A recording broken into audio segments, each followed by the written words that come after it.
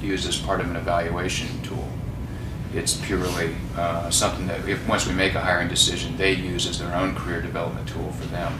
It's not something that's part of the evaluation file, so to speak. Jack, I was wondering, I just have a couple questions, or a few questions, and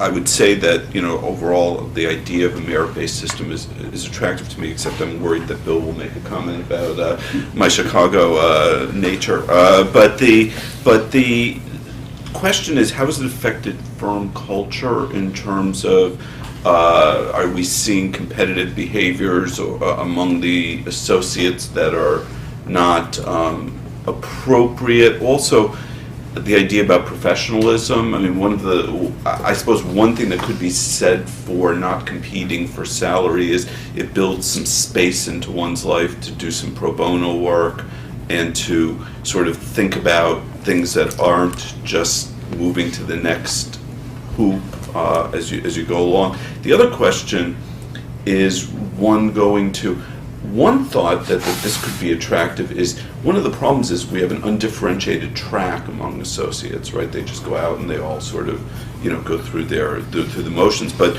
basically, what this sets up is, does it set up the opportunity for some associates who desire one type of career to work harder or to work in ways that the firm finds more valuable, right, and another group of associates who don't want that life, but want a good life and want to be in the firm, to go on a different track that isn't looked down upon. Right.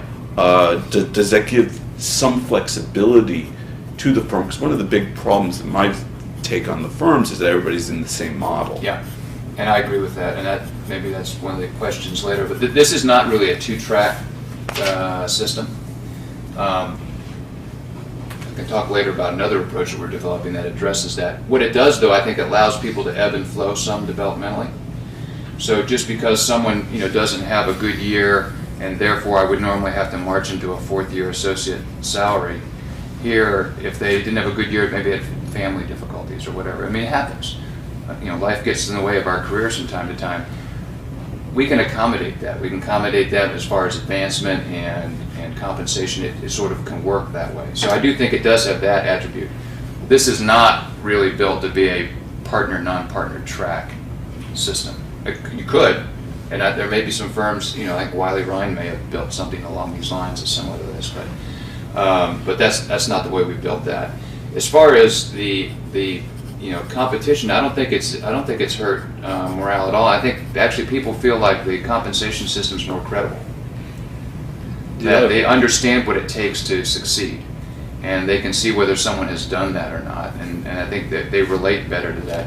And an element of it is civic engagement is an element of what firms can do whatever their culture dictates to reward. Part of ours is we think lawyers are better. Our lawyers are better if they're engaged in the community, whether it's pro bono or otherwise, and so we expect that out of them. So that is actually part of their advancement, that they need to be engaged in their community. And you'll dock them if they're not? Yeah, they won't advance. If they don't have their total professional hours, they won't advance. The competency is also built in. It's not just